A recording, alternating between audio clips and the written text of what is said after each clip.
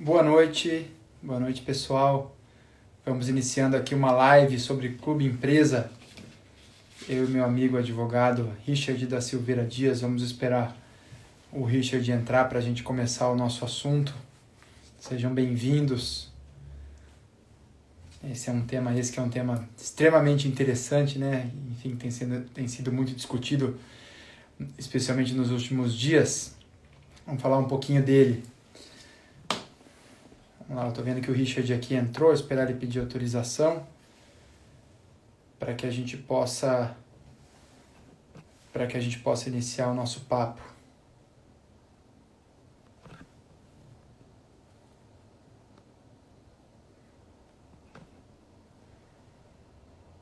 Vamos lá. Tá.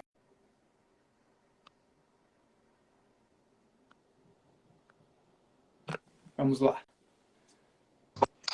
Aqui, ótimo. Boa noite, Richard.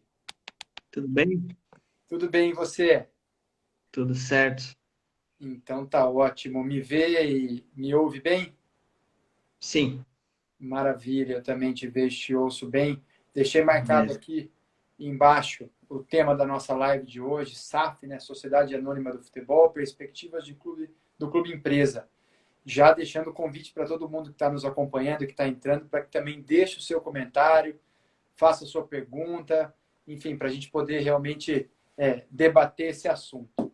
Bom, vamos lá, vamos começar a iniciar aqui oficialmente esse nosso papo dessa segunda-feira, dia 23 de agosto. Um grande prazer estar aqui com o Richard da Silveira Dias, meu amigo, advogado, aqui numa conexão Campinas-Joinville, né, Richard? O Richard é, Isso. o Richard é advogado do Cuiabá, do JEC, né, do querido JEC, Joinville Esporte Clube, e também da equipe de basquete Black Star, lá de Joinville. Bom, a nossa escolha, e foi até uma ideia, um gentil convite, uma ideia muito legal trazida pelo Richard, da gente ter esse espaço hoje para falar um pouquinho desse tema, né, do Clube Empresa, que a gente se habituou a chamar de Clube Empresa, mas que na verdade agora ganha um nome novo com a aprovação da Lei 14.193 de 2021, do dia 6 de agosto, se eu não estiver enganado. Isso. Esse é um tema que já foi muito discutido, ou que é discutido há muitos anos. Inclusive, eu me lembro que uma das grandes polêmicas, né, estudando a Lei Pelé, eu me lembro, né, honestamente, eu não lembro de ter vivido, porque eu ainda estava lá na oitava série. Mas, estudando o advento da Lei Pelé, existe, né, foi incluída a obrigatoriedade da transformação dos clubes em empresa. Isso depois foi questionado e logo a legislação foi modificada para que isso fosse uma faculdade e não uma obrigação dos clubes. Apesar de que naquela época, final dos anos 90, tivemos até um movimento de alguns clubes, de fato, se transformarem ou criarem as suas empresas vinculadas às associações. De qualquer modo, quando isso se tornou uma faculdade, naturalmente que houve digamos que isso foi contido, né? Houve uma contenção daquilo que era antes uma obrigação. E o tempo passou, nos últimos anos, acredito que algumas crises, ou algumas das crises enfrentadas por clubes importantes do futebol, trouxeram novamente as questões de gestão, as questões de administração, de transparência, de governança, de compliance, né? O compliance, nos últimos anos, também muito debatido, e com muita força vieram alguns projetos, e tivemos agora essa aprovação da SAF, como eu já comentei, da Sociedade Anônima do Futebol. E aí, Richard, passando a bola para você, começando esse nosso papo, foi uma boa? Então, eu quero dar boa noite para todo mundo. Sou advogado de clube, de atleta também, né? Assim, analisando aquela época com essa época, né? Como tu disse, hoje os clubes estão mais endividados, né? Com mais problemas tributários e financeiros que naquela época. Hoje também o dólar e o euro tá forçando os clubes a perderem competitividade no mercado, né? Perdendo muitos atletas para o exterior. E analisando a lei, se ela fosse aprovada na íntegra, né, como ela tinha sido originalmente concebida, a vantagem financeira e tributária para os clubes seria bem maior e bem melhor do que da forma como ela foi aprovada agora, né? Retirando aquela parte do sistema tributário de futebol diferenciado para o futebol, que foi vetado, né? Que a gente vai chegar lá à frente. Eu vejo que para clubes grandes pode ser que tenha uma vantagem na reorganização, principalmente clubes que tenham o, o clube social que fala, né? Que não são só futebol. E para pequenos clubes eu já acho um pouco mais complicado, né? E para empresas, para clubes que já têm, ou para já tem a estrutura organizacional de empresa, eu acho que vai ser vantajoso. Mas você comentou, você falou um pouquinho sobre a questão tributária, né?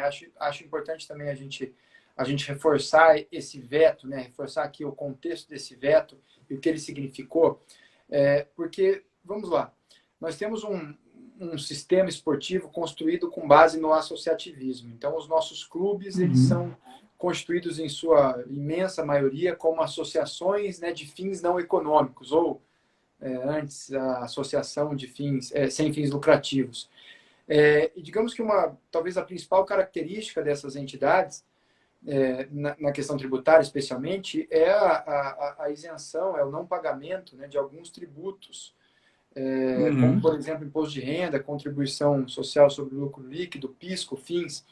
Então, quando se pensa numa transformação dos clubes em empresa, né, numa sociedade empresária, a primeira questão que vem é o seguinte: bom, eu tenho uma associação que não paga imposto, né? Vou usar o imposto aqui de uma maneira genérica. Tem uma associação que não paga imposto. Se eu me transformo numa empresa, ou mesmo se eu me constituo como uma empresa, eu vou pagar imposto.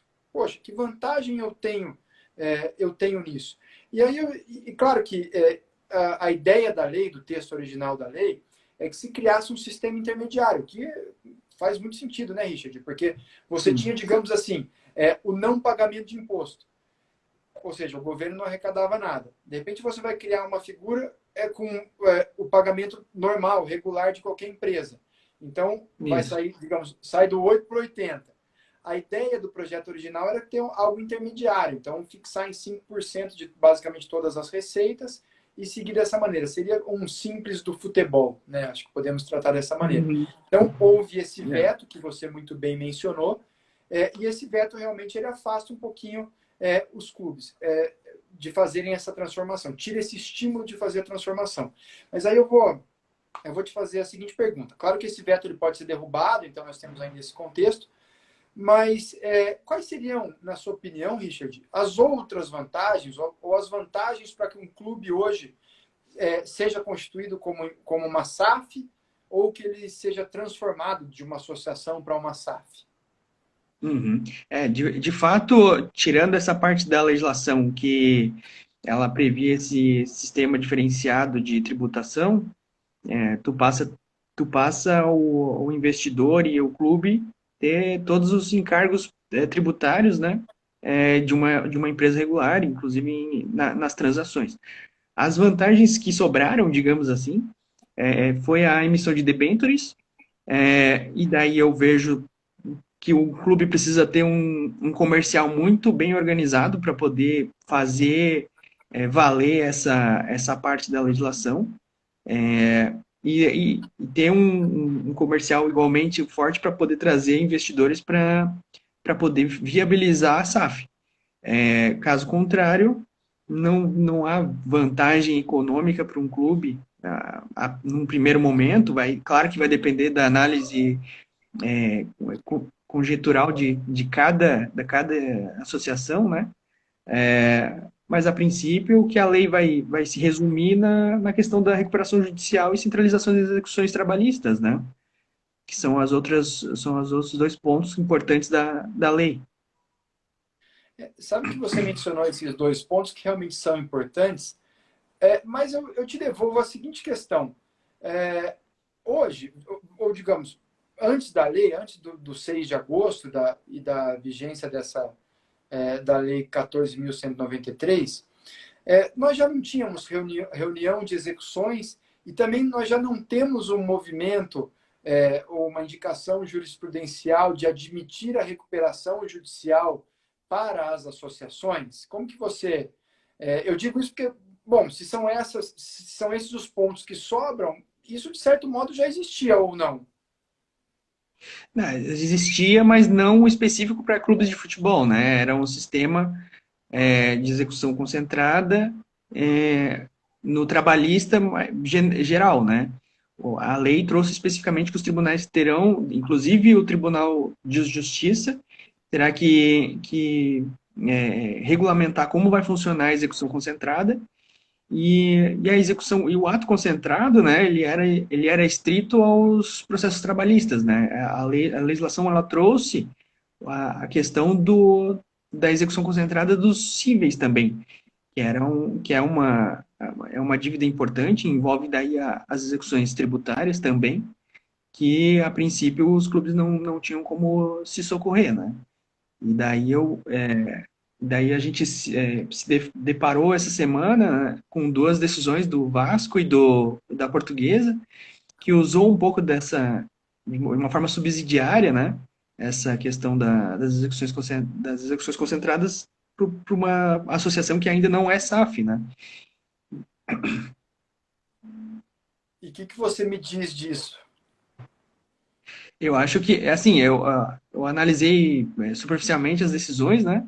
E eu acho que, num primeiro ponto, é uma distorção, foi distorcido, mas justamente para atender o clube nessa questão que eu falei lá no início, né? De clube que ele tem a questão trabalhista, mas ele tem a, o clube social junto, né? E eles, o juiz, no momento que deferiu especificamente da Portuguesa, ele tentou separar as dívidas, né? Mas ainda assim, eu acho que sem a SAF, eu acho que para te ter acesso ao benefício da lei que fala em relação à execução concentrada, tu tem que ter a constituição da SAF, né? E daí vem a decisão do Vasco que vem justamente nesse sentido, dizendo que para te ter as benesses da lei da Sociedade Anônima de Futebol, tu tem que ter constituído a sociedade anônima, né? Que tu fez uma analogia perfeita em relação ao simples, né? Seria o simples do futebol. Sabe que esse ponto que você falou, né, enquanto você até comentava que uma das vantagens que sobrariam, né, dado hoje o momento que nós temos, que é do veto, você comentou que um dos pontos seria esse regime de concentração das execuções trabalhistas e também cíveis. E você mencionou até, falou, isso a ser regulamentado pelos tribunais, né? Então, esse também eu acho um ponto interessante, porque ainda que se estenda esse dispositivo da lei da SAF para as associações, ou seja, ainda que você conceda, como foi concedido à Portuguesa, o direito de parcelar nos termos como se ela fosse uma sociedade anônima de futebol, ou de outra forma, estendendo essa faculdade ou essa ferramenta ao clube associativo, seria, me parece também prudente até que se tivesse uma regulamentação dos tribunais para que isso pudesse ser feito de uma maneira já organizada, que pudesse nascer de uma maneira, digamos assim, com um procedimento já definido, né? Porque, na verdade, foi feito ao contrário. Foi dito, olha, pode fazer assim, e agora a gente discute como vai resolver. Então, isso talvez estenda um pouquinho a discussão enfim, não sei se talvez seja o caminho mais adequado. Sabe, Richard, que essa questão da reunião das execuções, e você até comentou, né, no início, que você trabalha além dos clubes que eu mencionei na sua apresentação, também para atletas, e eu trabalho majoritariamente para atletas, e muitas vezes a gente está na famosa fila das cobranças, né? Eu já tive a oportunidade de me manifestar até publicamente em algumas situações sobre a minha opinião desse regime ou dessa concentração desses atos trabalhistas que nós temos aí de norte a sul no nosso país. Uhum. E a questão que para mim é muito sensível é a importância de que as regras estabelecidas sejam efetivamente cumpridas e que os atos sejam, quando o clube não cumpre o ato, que seja penalizado, que as sanções previstas no regulamento, que elas sejam aplicáveis, porque existem alguns atos que acabam que essas sanções elas patinam um pouquinho na hora de serem aplicadas quando há um descumprimento. E aí você perde um pouquinho a previsibilidade, perde até, eu diria que para quem está na fila, você perde até um pouquinho a confiança nisso, porque você não sente que aquilo que foi, as regras que foram estabelecidas estão sendo cumpridas. Isso não significa que elas não possam ser revistas, porque a gente vive hoje, e acho que você pode dizer isso também com muita propriedade, Richard. O clube hoje está em uma divisão, amanhã está em outra, então esse ano tem uma receita, ele consegue pagar 100 mil por mês para um ato trabalhista, no outro ano ele sobe de divisão, pode melhorar um pouquinho, no outro ele cai, enfim. Isso também impacta muito nesses atos, não é? Sim. O que a gente tem vivido aí, especificamente no JEC, né? É justamente essa imprevisibilidade de receita, né? No momento tu tem a receita, no momento seguinte tu não tem aquela receita, no momento tu tem ela, mas ela está bloqueada pela justiça, né?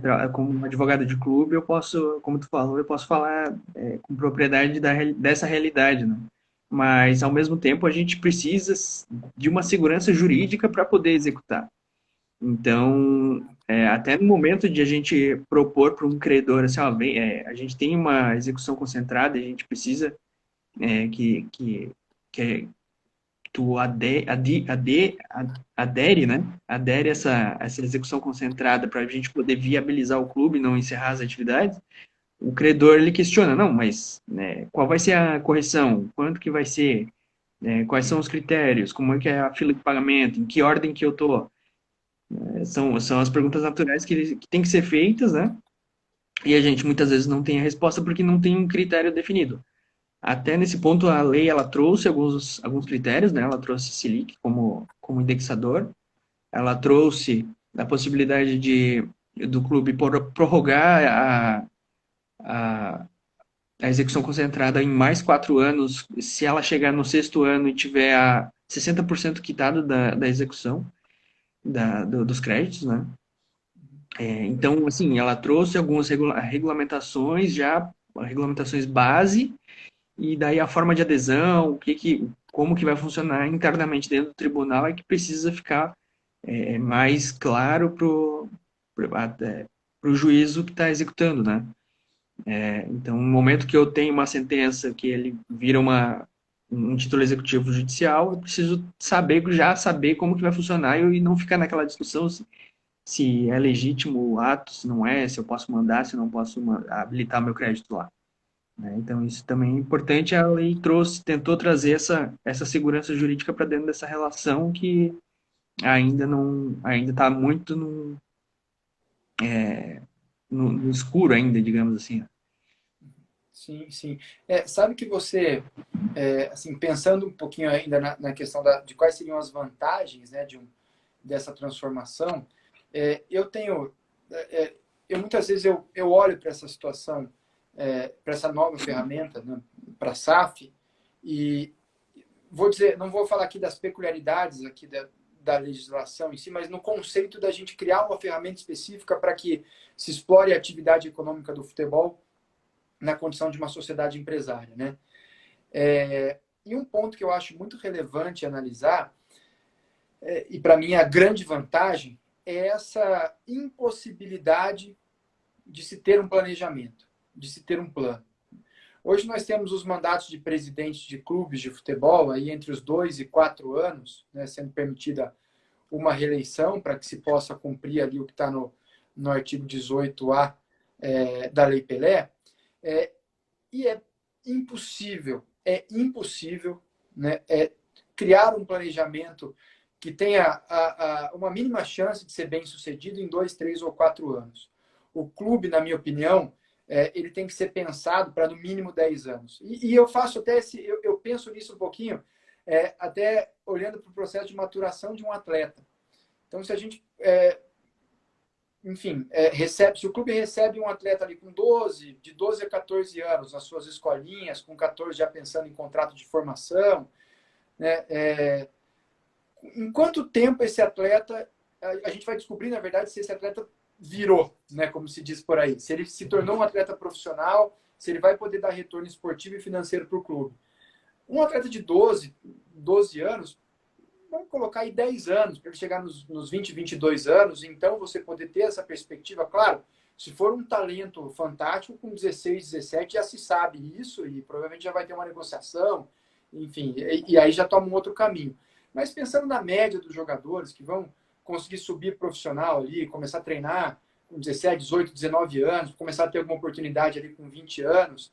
Então se a gente imaginar esse período, né, esse tempo de maturação, se você entra num clube hoje para administrar um clube, né, algum dirigente, enfim, uma gestão, e pensando no principal negócio, que é o futebol, né, claro que existem os negócios correlatos que são muito importantes, direito de televisão, enfim, as arenas que estão por aí, algumas delas, né, porque também quando a gente fala de arenas novas, né, falamos aí de um punhado de arenas para centenas de clubes. Então não é que todo clube tem arena, mas enfim. Mas eu quero dizer o seguinte, para se planejar algo, você precisa de um médio e longo prazo. E a gestão política que marca o associativismo impede que isso seja feito. O que você acha disso?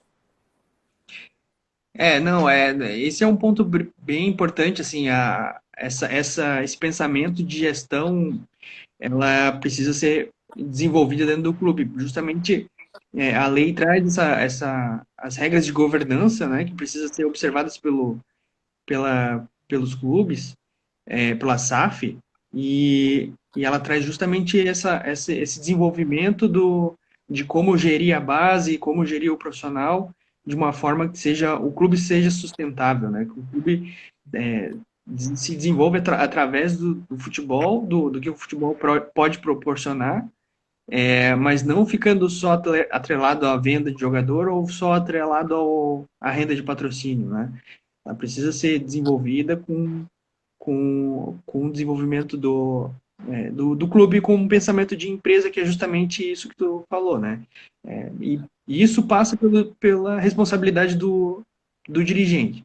Se o cara que está na frente do clube, ele não pensa como empresa, ele pensa no mandato dele, como é a maioria das situações hoje, ele só vai pensar nas dívidas e nos títulos que o clube dele, naquele momento que ele está ali, ele está ganhando, né? Está oferindo. Se a gente, agora, com a SAF ali, se essa governança da forma como foi pensada ali e for implementada na prática de uma forma profissional, aí o clube tem chance de ter uma gestão de carreira tanto para os próprios dirigentes como para os atletas, né? E isso é fundamental para o desenvolvimento do futebol. E daí que eu vejo a diferença entre os clubes, o enquadramento na prática da lei para clubes pequenos e clubes grandes, né? Clubes grandes ele já tem a condição de se transformar numa SAF, né? Ele já tem uma organização interna mínima.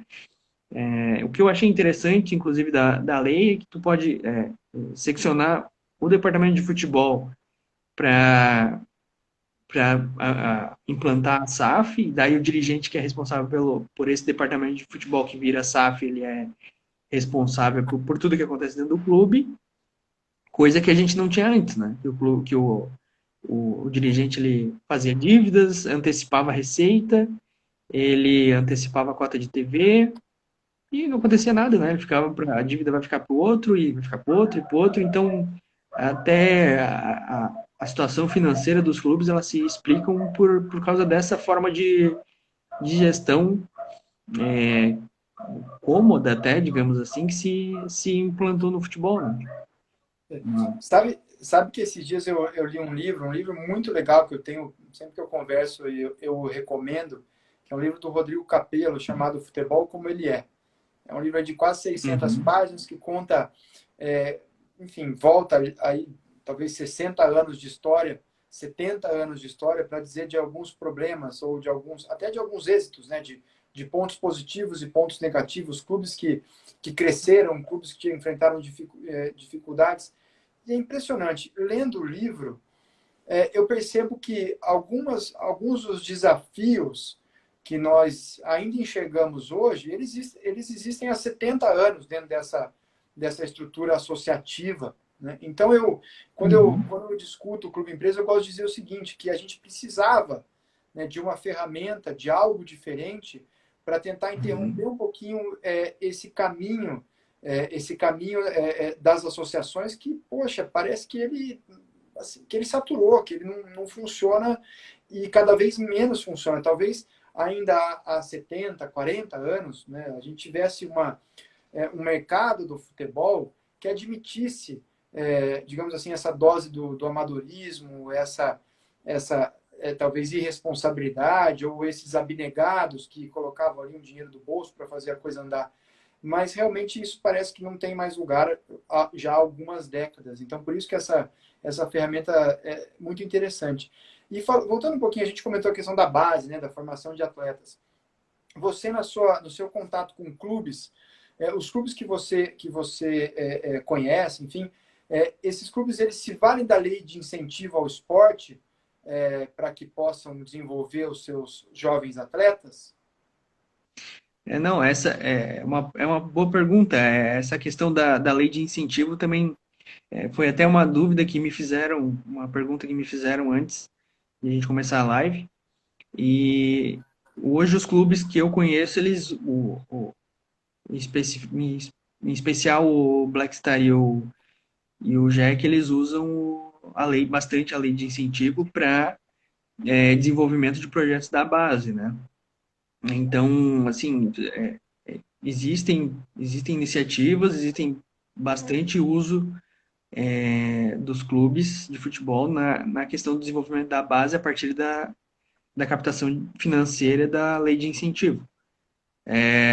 E daí uma das perguntas que me fizeram foram essa, né? Com a criação da SAF, como que ficaria essa questão da lei de incentivo, né? Não, a princípio, analisando a lei, eu identifico que se tu transformar o clube como um todo numa SAF, aí pode ser que se torne inviável a captação pela lei de incentivo ao esporte. Mas se tu transformar só o departamento de futebol e deixar a associação cuidando dessa parte da base ou alguma coisa do gênero, tu consegue, em paralelo, manter a possibilidade dessa captação com a lei de incentivo e ao mesmo tempo, a captação financeira para o fomento do futebol profissional, trabalhando em paralelo, né? Porque senão,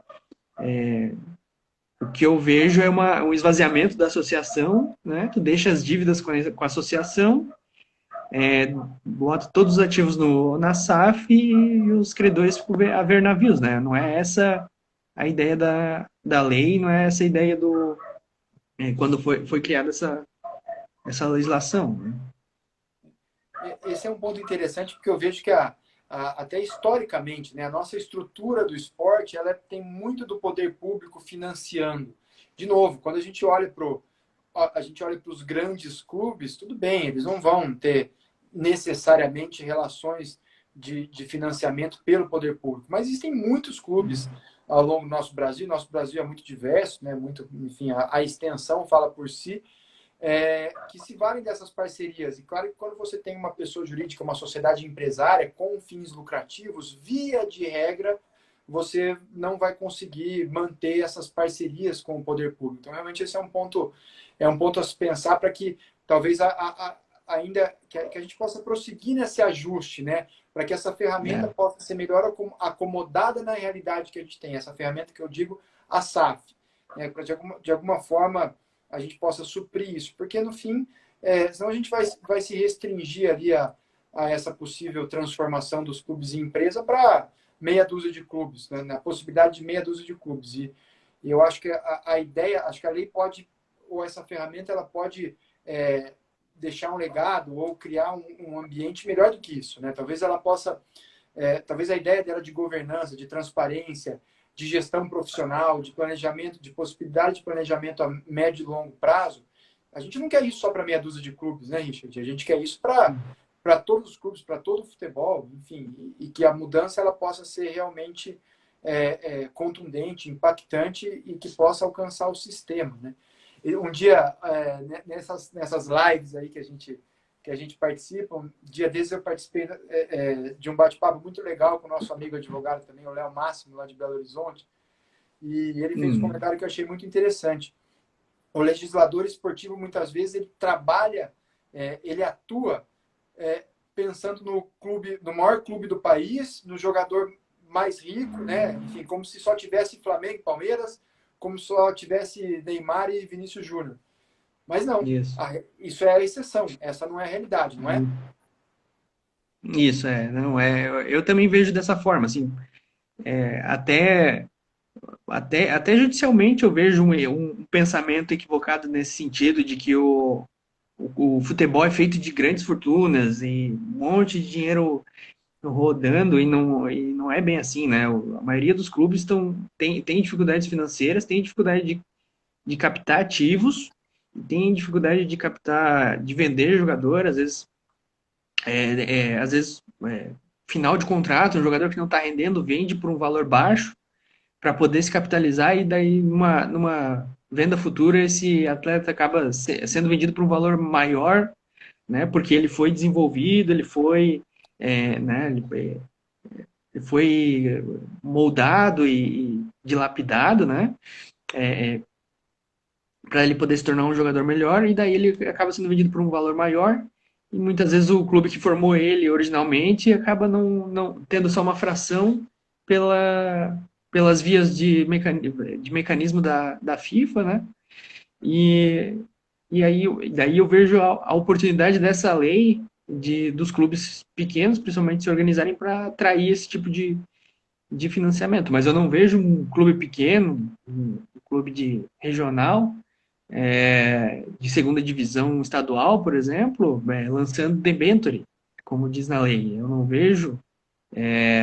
Muitos nem sabem que existe não sabe como sabe que existe a lei de incentivo para poder desenvolver a sua formação, mas não sabe às vezes montar o projeto, aí manda o projeto do jeito que acha que é o correto e acaba não passando, ou às vezes faz um valor que é inexequível, né? Que às vezes ele quer captar, sei lá, uns 100 milhões e às vezes acaba captando só 200 e não consegue executar o projeto. Então tem todo esses poréns em relação aos clubes pequenos que a legislação muitas vezes não enxerga, né? Só enxerga para, como tu falou, para os clubes de série A e B, e aí às vezes acaba inviabilizando ferramentas melhores de fomento do mercado para clubes de menor expressão ou que tem uma limitação de financeira, uma limitação financeira, às vezes está numa região que é pobre, mas tem projetos sociais que acabam desaguando no futebol, né, no departamento de base. Tem clubes que já são empresas, né, eu acho esses clubes que já são empresas é um pouco mais fácil se tornarem clubes da SAF, e eu acho que é isso. Legal. Eu estou aqui vendo que o Thiago Aguiar, obrigado pela participação, ele deixou aqui uma pergunta para a gente. Qual clube que nós podemos destacar como uma boa gestão, no sentido de ser um clube empresa? Passo a bola para você, depois eu também dou a minha opinião.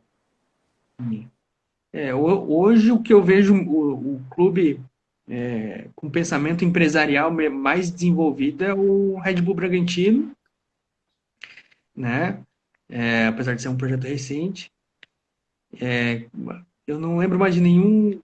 Sim, o Cuiabá é bem organizado, mas ainda não é um modelo de gestão, mas é um clube bem organizado, né? Que são os dois casos que eu tenho mais proximidade, assim. Mas tem outros. Até onde eu sei, o São José do Rio Grande do Sul é um clube bem organizado, mas não sei se é um clube empresa, né? O que tu tem de conhecimento de clube Sabe que empresa? assim, eu também destaco o Red Bull Bragantino. Aliás, eu tive o prazer e a honra de atuar profissionalmente na transição do Clube Atlético Bragantino para o Red Bull Bragantino. E eu acho que aí a Red Bull acaba tendo uma vantagem, até para a gente colocar como um destaque desse contexto dos clubes no formato empresarial, que é o fato de ser uma empresa que tem tem vários clubes no mundo. Então, quando Uhum. você começa a observar o próprio organograma, as estratégias, isso não precisa ter de nenhuma informação confidencial. Nas entrevistas do CEO do clube, que é o Thiago Escuro, a gente pode ouvir isso, essa integração, esse intercâmbio.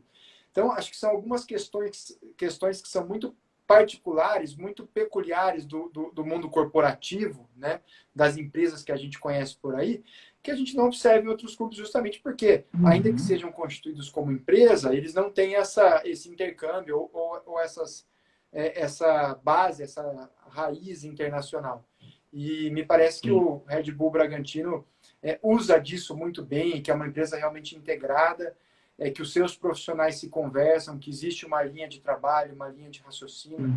que existe uma visão de médio e longo prazo. Isso eu acho fundamental. Isso eu acho fundamental. Visão de médio e longo prazo. É construir, é o processo. Esses dias também eu vi uma entrevista do ex-presidente do Flamengo, Eduardo Bandeira de Mello, né? Ele falava que ele ouvia dizer muito que CND não ganha título, né? Alguma coisa assim. Então não adiantava pagar dívida se não ganhasse título. Na Uhum. verdade, quando você paga dívida e quando você tem CND, você começa justamente a criar um ambiente propício a você ganhar título, né? Sim. Hoje, inclusive, nessa semana a gente ouve os rumores da contratação do Davi Luiz, né, pelo Flamengo. Hoje foi apresentado o Andrés Pereira, acho que é esse o nome dele, Isso. né? Foi. O sobrenome é Andrés, eu sei que é Andrés, o sobrenome acho que é Pereira. Também é um jogador que, embora brasileiro, se construiu no futebol inglês e vem para o Flamengo, né? Então hoje nós observamos o Flamengo com esse potencial de contratação. Espero, Uhum. claro, que essas contratações estejam sendo feitas com responsabilidade, porque óbvio que você tem que tomar cuidado. Né? Não é porque você tem um ambiente favorável que você pode ligar ali o piloto automático e deixar a coisa fluir. Que eventualmente a sua receita, ainda que você tenha um time que você imagina que vai ganhar, a gente está falando de esporte, a gente está falando de algo imprevisível. E nesse contexto, se você não ganha, a sua receita cai. Então você tem que, obviamente, medir Uhum. isso. Espero e até acredito que os gestores do Flamengo estão observando isso e assim possa realmente manter essa boa fase. Mas veja, a boa fase que foi criada, acho que é inegável, né, que a gestão do Eduardo Bandeira de Mello colocou o Flamengo nos trilhos. E se eu não estiver enganado, foi uma gestão que iniciou em 2011 ou 12. Então, acho que nós podemos afirmar também que o Flamengo colheu, viu o resultado em campo de uma vez por todas, né? Definitivamente, em 2019, quando ganhou a Uhum. Libertadores. Isso. E, e, aí, e aí acho que passou para aquele torcedor que tinha dúvida do que se a CND era importante ou não, acho que ali passou a acreditar, não é? E não, eu tenho notícia de antes, né? Eu tenho notícia que o Flamengo já começou a se reestruturar lá em 2003, né? É uma reestruturação pequena que foi gradativamente evoluindo. E tu vê que o Flamengo conseguiu se reestruturar sem a SAF, né? Então, mas porque ela mudou o pensamento original de associação, né? De gestão, que é o que tu tá falando e a gente tem que ponderar.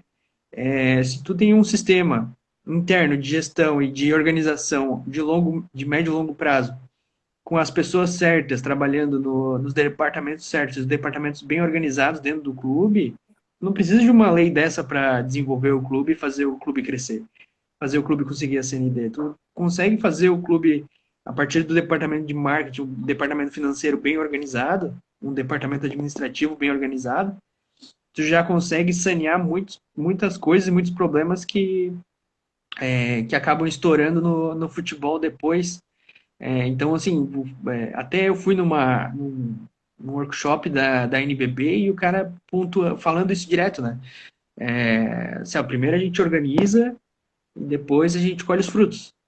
E que é bem isso, primeiro organiza a casa, se estrutura, organiza o departamento financeiro, organiza o departamento administrativo, organiza o RH, faz um sistema interno de prevenção de ações trabalhistas, faz um departamento de prevenção, um de organização, um de compliance, né, como está na moda agora, compliance, então tu faz um departamento de compliance, ou bota um cara que entenda de compliance.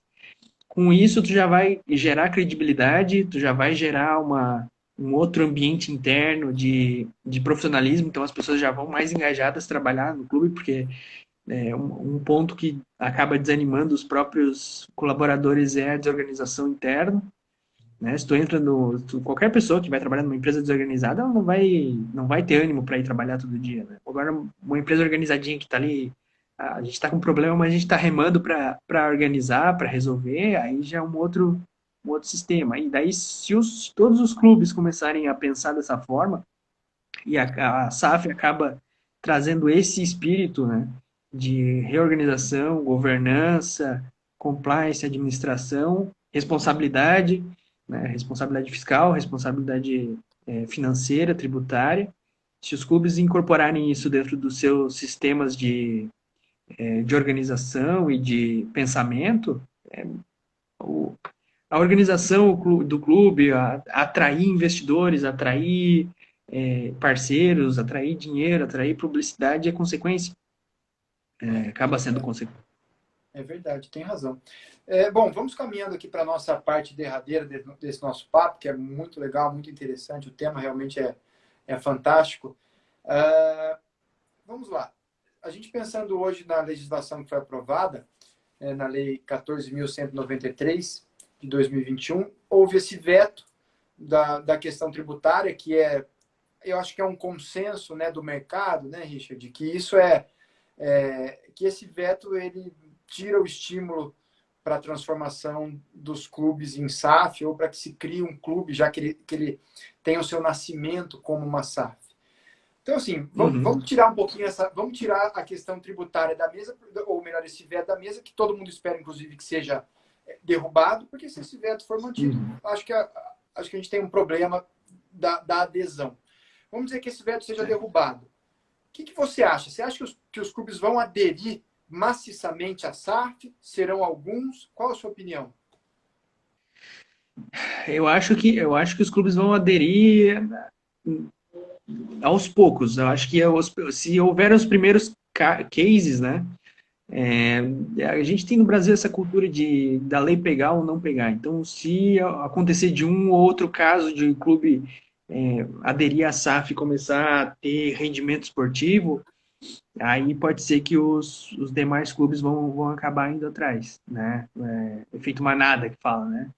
Agora, se um clube ou dois aderir e acabar tendo mais despesa tributária do que vantagens econômicas ou alguma coisa assim, um clube que está organizado financeiramente hoje, não sei se é vantagem para ele aderir à SAF, porque da forma como ela está, né? Então, eu não, o tempo vai dizer se os clubes vão aderir, a forma como eles vão aderir à SAF, né? E como essa lei vai ser recepcionada dentro do panorama jurídico né? Só o tempo vai dizer. É verdade. Eu vi as notícias que eu vi até agora sobre algumas iniciativas para transformação em SAF dos clubes que já existem. Claro que, eventualmente, algum investidor que pretende construir um clube, ou, eventualmente, algum clube menor que esteja captando investidor, talvez esses tenham planos também de se transformar em SAF. Mas os Sim. principais clubes do Brasil, eu ouvi do Botafogo e do Cruzeiro, né? Do Botafogo de futebol e regatas.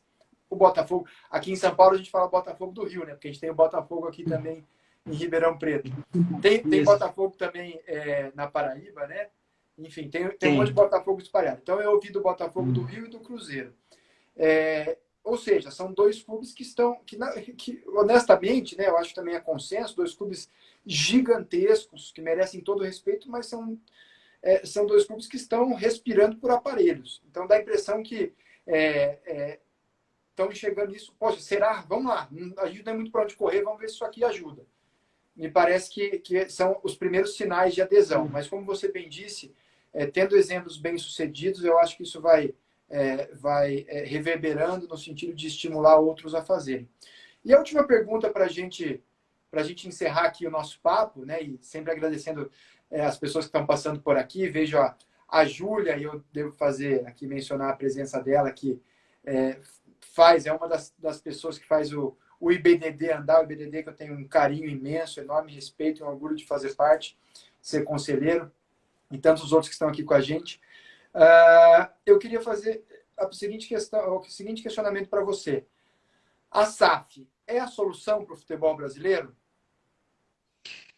Eu acho que é uma ferramenta, não a solução. A solução, como eu falei antes, é a organização interna e a responsabilidade financeira dos dirigentes. Se os clubes se organizarem e se os dirigentes tiverem essa noção de que planejamento de longo, médio prazo é o que traz resultados, aí a gente vai poder usar a SAF como uma forma, como uma ferramenta de desenvolvimento do cenário do futebol como um todo. E eu digo mais, assim, não é porque houve o veto, e ainda que o veto em relação ao sistema diferenciado tributário continue vetado, pode ser que daqui a um tempo assim, os clubes não aderem, né, ou um ou do outro venha a aderir e, venha uma necessidade, porque no Brasil se faz legislação a partir da necessidade, né? Então pode ser que surja a necessidade de a gente ter que refazer a lei ou fazer uma emenda na lei para incluir esse sistema financeiro, esse sistema tributário diferenciado para o futebol, porque não a lei está sendo inviável, digamos assim, né? A própria pressão dos clubes que aderirem vai acabar levando a isso, eu acho. Não, legal. A minha opinião também é nesse sentido, né? A gente não pode olhar para a SAF como uma solução milagrosa para o futebol brasileiro. Eu acho que é uma ferramenta, que é importante que nós tenhamos essa ferramenta à disposição e, naturalmente, que cada clube vai saber se, né, internamente, inclusive, no seio associativo, né? Porque a grande questão é essa transformação das associações em empresas, né? E, claro, também tem os investidores criando clubes novos que podem já nascer nesse formato. Mas eu acho que cada um vai saber ali avaliar a sua situação e saber se isso faz sentido ou não. De qualquer modo, o que eu sempre digo, eu gosto de enxergar a questão da SAF, ou responder a esse questionamento, se é ou não uma solução milagrosa, da seguinte forma.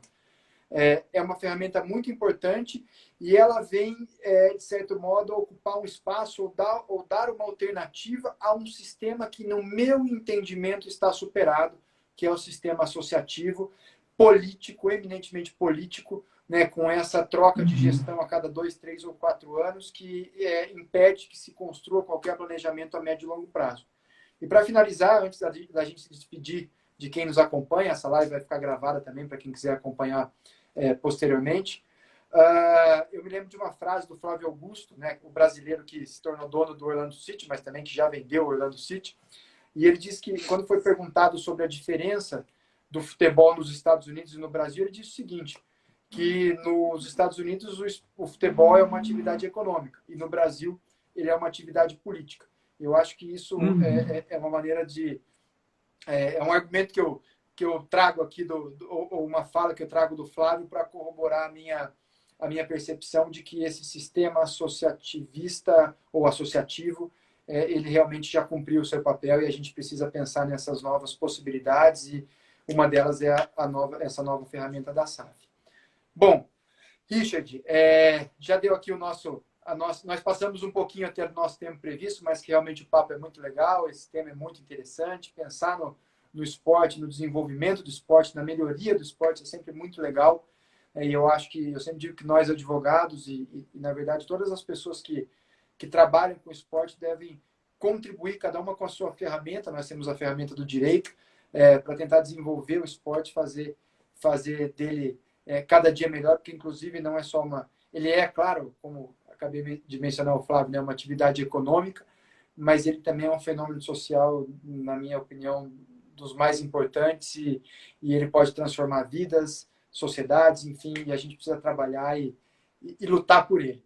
Richard, te agradecendo, eu passo a palavra para que você se despeça de quem nos acompanhou, de quem assiste a nossa live, e depois eu faço aqui o encerramento. Queria primeiro te agradecer aí pela oportunidade de a gente poder debater esse assunto, ter aceito a minha sugestão de a gente fazer esse tema, porque, como tu falou, é um tema bem interessante, relativamente novo dentro desse contexto da nova lei, mas que é um debate que vem de anos e que pode ser que venha a mudar o contexto, o panorama do futebol nacional ou não. Então, agradeço por ter aceito o convite. Queria agradecer também ao Orivelto Vileite, que foi presidente da OAB em Tubarão, ali, que sempre me acompanha, foi meu professor, coordenador do curso de Direito lá em Tubarão.